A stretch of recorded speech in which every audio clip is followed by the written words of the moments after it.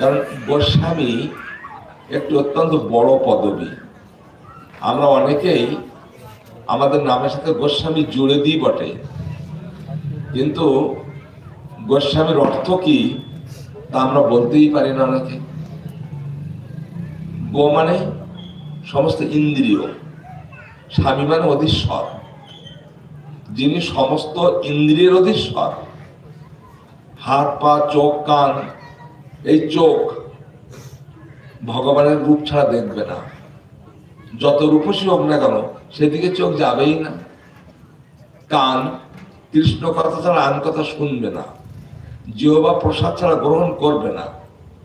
এমনি ভাবে যারা নিবেদিত প্রাণ, ভগবত চরণে যারা নিবেদিত সমর্পিত, এবং সমস্ত ইন্দ্রিয়গুলি যাদের বসে, সমস্ত ইন্দ্রিয়ের অধীশ্বর, সমস্ত ইন্দ্রিয়কে তিনি নিয়ন্ত্রণ করতে পারেন।